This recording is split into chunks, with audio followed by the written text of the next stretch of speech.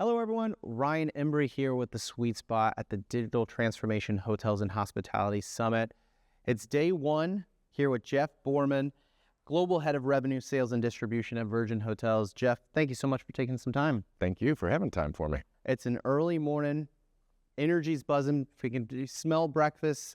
People with their coffees here. We're ready to talk some digital transformation. Talk to us a little bit about your role and where technology, AI kind of intersect there. Obviously, distribution, Sure. Big piece of that. Well, I mean, it intersects everything. Yeah. You threw AI in. I thought we'd get past the intro. Yeah, you're right. Bingo, right? How's AI going to intersect into everything? Yeah. Well, yeah. Yes is the, I don't know. Yes. Yeah, exactly. But tech, though, a larger course of history to look back to. Sure. If I think back 15 years ago doing a role as an e-commerce revenue person at Marriott, that was a transactional function, right? This was about how do we drive guests to shop in this place, this low-cost channel? How do we get them to convert better by having a better digital experience? Over 15 years, that has gone from a transactional thing to every single part of a guest experience, every part of an employee experience, right? The interaction with ownership groups, right? Everything touches, technology is going to touch every single part of what we do. AI will as well.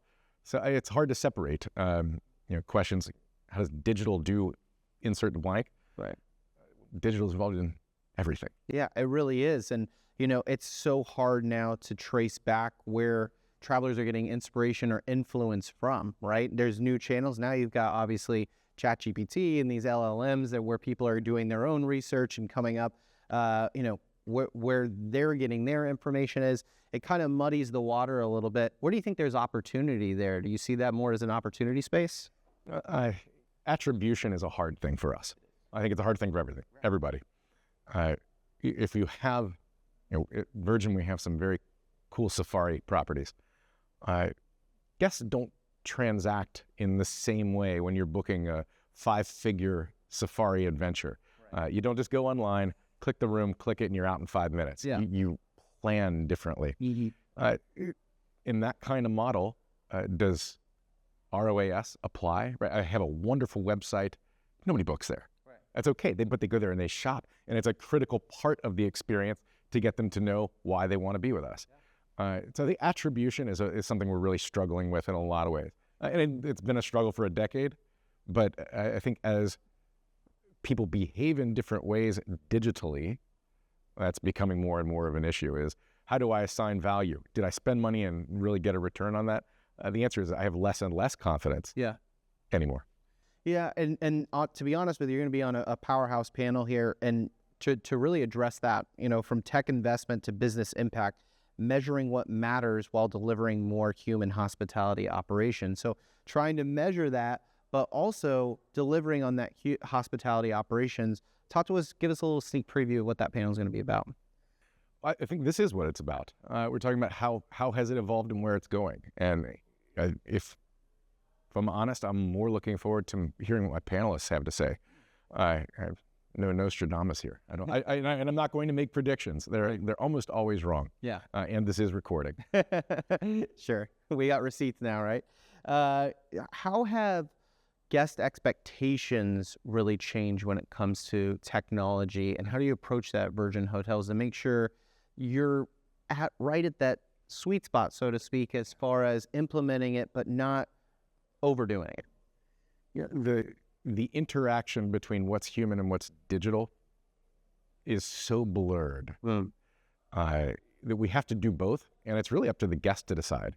At one moment, I want to call for room service. On another moment, I'm not in the room. I don't have the room, the phone to get right to in-room dining, but I'm in the meeting room and I've got the app. Yeah. And so in 1 minute, I want to order my dinner and schedule it for that time. Another minute, I want to talk to somebody and ask, hey, what wine really pairs with, that menu item. For us, we just have to be ready to do whatever the guest wants at any time.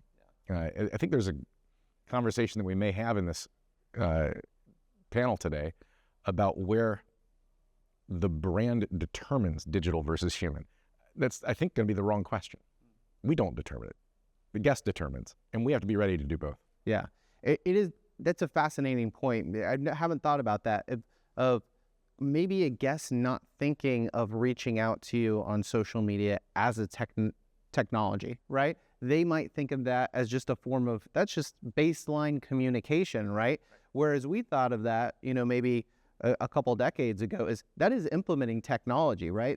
Not having technology is actually speaking to someone one-on-one, but maybe the mindset of what is technology within the traveler and guest experience has really evolved. And we have to kind of hear that. And that's why we use reputation, sentiment data. I'm sure we have more data than ever right now, right? More than we know what to do with. Exactly. And so, let's dive into that a little bit. How are you and your team at Virgin Hotels kind of using guest sentiment data to make decisions?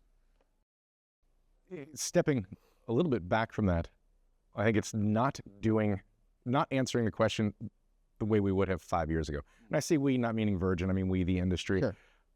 You would have probably approached that question 5 years ago with a demographic answer, right? My father doesn't want to be on the app. My nephew does. Mm-hmm. That's not true. They both will, and it's just a matter of for what at what time. The interaction, the time might not be the amount of time spent doing, nephew on app, 75% human interaction, 25 might be the inverse for my dad, but I have to be ready to cater to both. Yeah. So I think answering the how can no longer be broken down into identifying a person as something. Yeah. Everybody's interacting in different ways across different media for different purposes. So it's identifying the purpose of the interaction and then delivering to that. And the pace of adoption has really changed, right? I mean, it could be the first time that grandfather uses that app and now all of a sudden loves it and is like, I'm using this every single time. And now that adoption and the way they've used that technology has fundamentally changed. Right. And tracking that and making sure that the team is ready to adapt to that, making sure you have enough people on the other side to be answering those inquiries and balancing that out. It's a challenge. And we talk about staffing and challenging that. There's also, I think, a reaction that people have at different points too that we have to understand where, again, I'm vilifying my father or making him sound older than he is. If he has a bad interaction with the app, he's probably not going back. Right? Would you say the same about a poor interaction with a human at a hotel? Right? I mean, those happen also. Great point. But he's not going to stop going back to the concierge desk because he didn't love the first answer. Right. He's going to continue to do that. He may not have had a great experience with a reservations agent.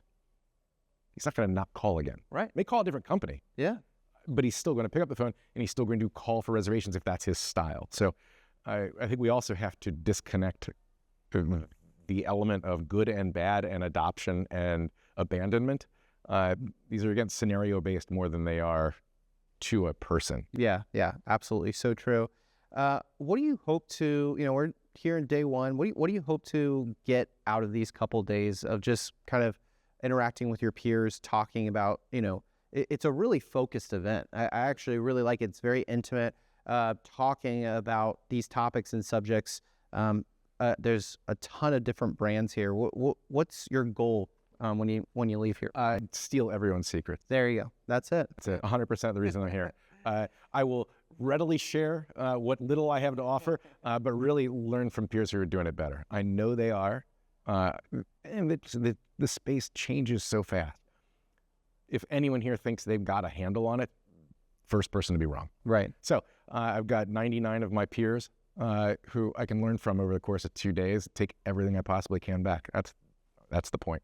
And we got to give a little, get a little. Yeah, absolutely. This is fun. I mean, this is where kind of those challenges kind of bubble up, and those first conversations might lead to that light bulb, and to be a part of this is it's fun. It's to spur that kind of engagement, conversation, networking, and an event like this. It's always fun. There are a few speakers that I think I'm really looking forward to. Kimberly from Campgrounds of America. I think of her first because she jumped off when I read the agenda. Sure.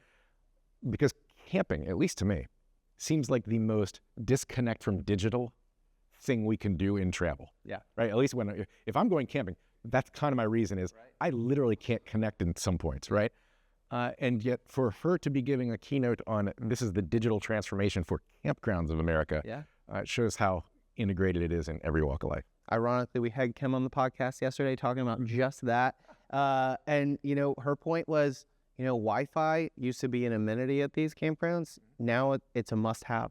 That's what they've heard. So it goes back to, you're right. But it goes back to what you said, Jeff. Like the guest gets to decide if they want to disconnect. And maybe their version of disconnecting is very different from someone else's. So camp with back to my father and my nephew, right? I can go camping with my father, and the Wi-Fi is going to be useless. That's the experience we're trying to get away from. Sure. Good luck getting my niece and nephew to go with us without it. Sure. Well, as we wrap up today, love to glean as much insight and advice from industry leaders such as yourself, Jeff. What would you share with younger hospitality professionals entering the workforce right now in this age of technology and hospitality? Realize right away how little you know, and be a sponge, absorb, ask questions. Love it. Simple, very powerful. Jeff, thank you for the conversation. Thank you. I wish you a great couple days, and thank you for stopping by. Got it. Appreciate it. Thank you.